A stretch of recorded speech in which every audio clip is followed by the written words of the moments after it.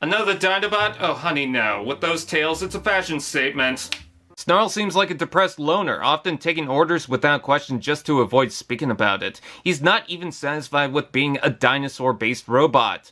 Cheer up, buddy, you want to go for some ice cream? The appearance of him in Studio Series proves they're willing to do anything. While trying to complete the team, he's based on the very little screen time he had in the Transformers the movie as the 4th Leader-class Dinobot.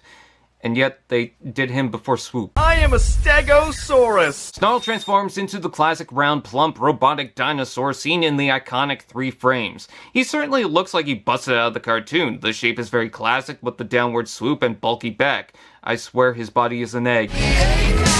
As armored as it looks with a solid form and iconic dino plates sticking out in show-off gold, I love the exposed technical detail painted in gray with hints of blue. The head is small enough, swift, with blue eyes, an opening mouth, and an Autobot logo that'll never line up. I like the legs. The front ones use ball joints and a hinge, while the back incorporates the robot shoulders with knees and a few joints for the feet. I like the tail with the spikes, and I get why it droops, but I think it sits a little too far down, often scraping the ground. He looks great with the other Dinobots so far. As for the weapon, you can plug it on top, but for proper storage, there's 2 tabs for it to plug underneath, so we can all forget about it. I think the issue I have is the tail limits his stance, but otherwise, this is an adorable little dino that's very much welcome to the gang. Robot mode.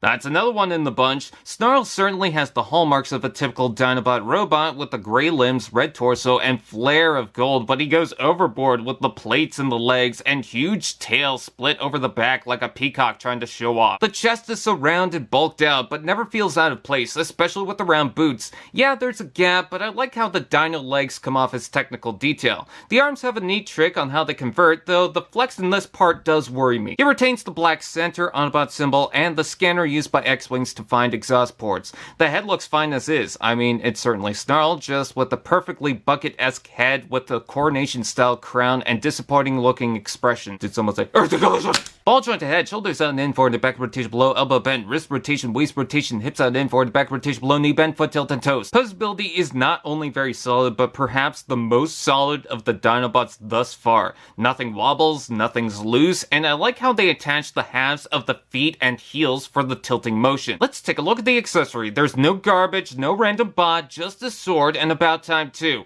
It's rubbery, painted, plugs in just fine, and can be stored on the back. Yep, if I haven't said it enough, this is another solid entry for the Dinobots that just continuously impress me.